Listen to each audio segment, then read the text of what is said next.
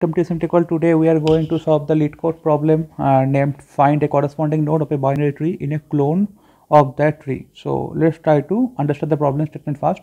If you want, you can pause the video and read the problem statement. So what they are saying here, that we will be given two tree. One is the actual tree, another one is the clone tree. That's a copy of the actual tree. Okay, and another third input will be our one target value, right? So here I can see that my target value is 3. So basically we need to find out the target node in the actual tree. Then we need to return the corresponding tree node from the clone tree, right? So basically we need to identify that where is the location of that target node in the actual tree. Then we need to find out the corresponding node for the same. Okay, so here I can see here it is 3, so we need to return the reference of this node, not this node. So since these two trees are cloned, that means for each and every node their reference will be different. Okay, but their value can be same, but their reference will be different. So basically we need to identify the node, then we need to identify the corresponding node in the clone tree, right? So we need to return the reference of this node. Okay, so these two will be different always, right? So you can think like its location is 1 2 3 something like this. It can be 4 5 6. Okay, its reference value. Okay, so this is the actual problem statement, and you can see the other example also right here. Similarly, here we need to find out the 4. Our target is 4. So at first we will find it out in the actual original tree. Then I need to identify the corresponding node from the cloned tree. Okay, and we need to return this 4. Okay, so this is the problem statement. It's a pretty straightforward problem. So let's try to identify a couple of solutions for the same. Okay, so here since it's a basic tree problem, so you can understand, right? We need to, it's a kind of searching a node inside a binary tree, right? Since it's a binary tree, it will contain only left child and right child. Okay, so it's nothing but then searching any value or any node from a given tree. Okay, so we know that we can traverse tree in two ways. One is the DFS, that is depth first search. Another one is the VFS. So we will see both of them for this example. Okay, so you can see at first let's try to solve it using DFS only. Okay, so what DFS says, DFS means depth first search. So probably this is our root node, and I will start from my root node and I will go to the extreme depth. Okay, so I will come here. Since I know that there is no more child of 4, so I know it is the depth. So and if I see that if this particular node is my target node, then I can return from here, or if I am not able to find my actual value, I will go back to the root node.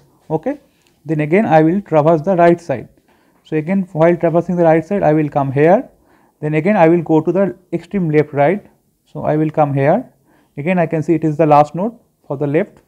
I will not be able to find anything, then again I will go back. Okay, so using this approach we can easily find out using depth first search, right? So basically we can use recursion and we can easily solve it. Okay, so what we can do, so we know that these two tree are reference or difference, but their value will remain same, right? So instead of traversing both tree, we can directly traverse this clone tree and we can identify the value 3, right?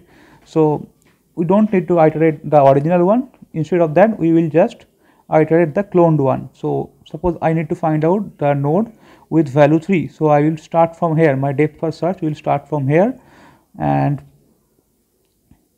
again I will go to the extreme left. I will come here and I can see, okay, 3 is not matching with 4, and this is the extreme left side.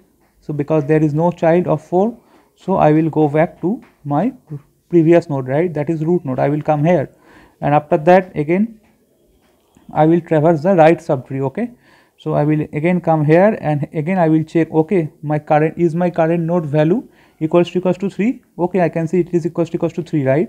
So I will not do anything. I will just return this node value from here only, right?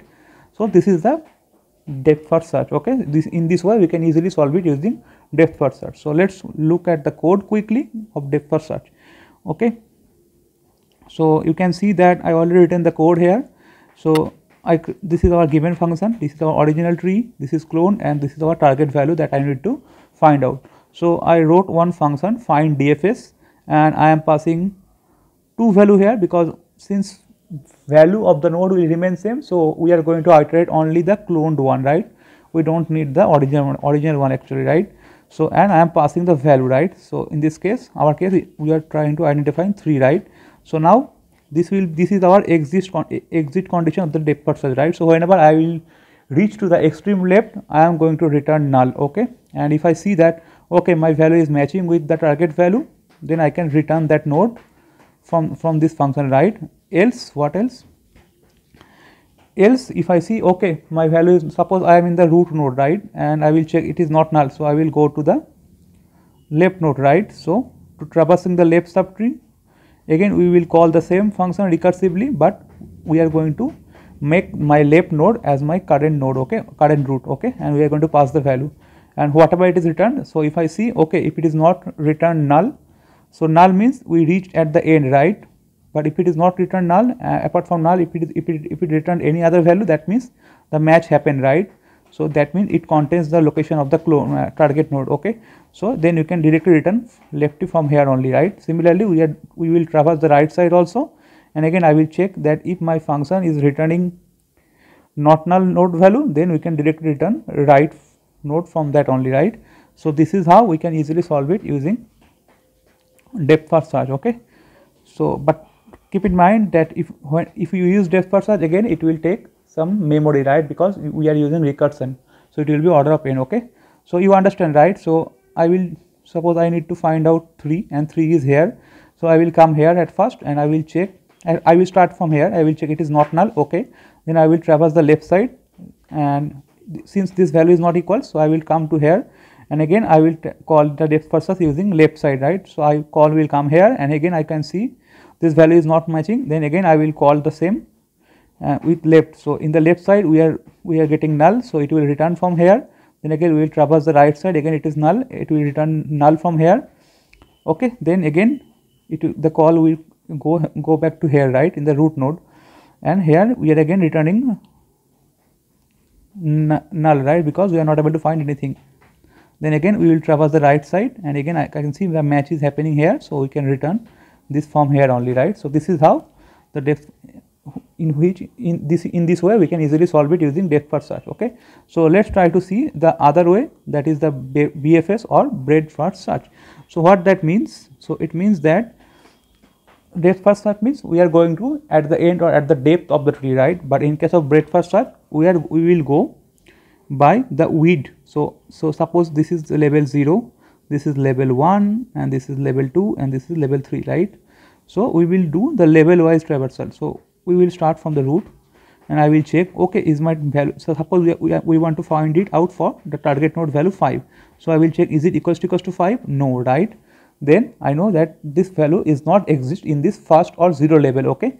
So for generally for BFS we need some extra memory, so we can use queue here. So suppose initially we will add that 1 into the queue means first in first out, okay? So I will poll it from the queue, and I will check, is it equals to my method? No, right? Then again I will insert its left child and the right child into the queue, right? So my queue will look like 2 and 3, okay? Now again I will check, is my 2 equals to 5? No, right? Again I will remove the 2 from the queue, so my queue will look like 3, and instead of that I will insert these 2, right? These 2 left and right child of 2 if it exists. So queue will look like this, 3, 4, 5. Again we will remove 3 and I will check, is it equals to 5? No, right? So again I am going to insert is right and left child if exists, that is 6 and 7. So now my queue contains all the elements or all the nodes of level 2. Now again I will remove 4 from here and I will insert its left and right child, right? So 5, 6, 7, and again I will insert 8 and 9. So now I will remove 5, and here I can see it is matching my target value.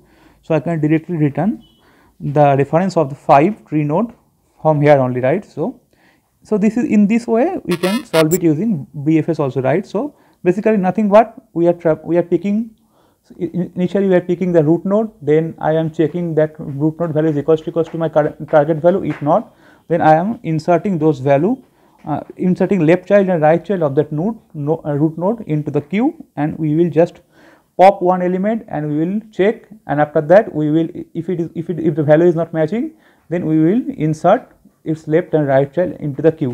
Okay, so this we will done till we reach the end of our tree, right? So this is the level order traversal. Okay, so let's quickly see the code for the same also. So you can see here, right? So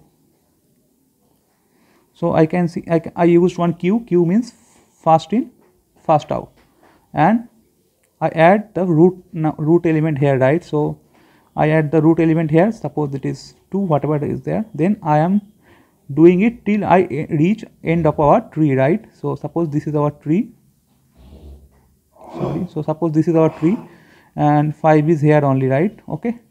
So I am here. I inserted it into the queue here. Suppose it is 2, and I am checking. So I need to maintain the label, right? So what that means? So suppose insert, after initially before the starting the for loop, we have only one element, right? That is 2, and I will just poll that. Poll means I am removing it from the queue. Now my queue is blank, right? Now I am checking that is it matching with my value. It's not matching, right? It is 2. So I am going to insert my left child and right child if they are not null. Okay, so I will put, suppose it was 3 and it was 5, right? So it will look like 3 and 5. Okay, now again it will go back to this while loop, and again I will take the size for this particular label, right? Now for the second label we have 2 elements, so in this size variable we are maintaining the same. Okay, now I will run one for loop from 0 to 2, because for this second level we have 2 element only, right? Again now I will pop 3 from here, and I will check is it matching. No, it's not matching, and I can see 3 don't have any left and right child, so we are not going to insert anything in our queue. Now again it will come back to this here inside this for loop, the second iteration. Again I will pop out 5, and I can see it is matching with my value, and I can then easily return that value from here only, right? Okay, so in this way we can again solve it using VFS. So basically this if you practice this problem, or if you solve this problem, this will surely help you to understand the VFS and DFS very easily, right? Okay, I think that's pretty much for this video. If you like this video, please subscribe to our channel and share it with your friends, and if you still have some doubt, you can ask me in the comment section. Thanks for watching. Bye bye.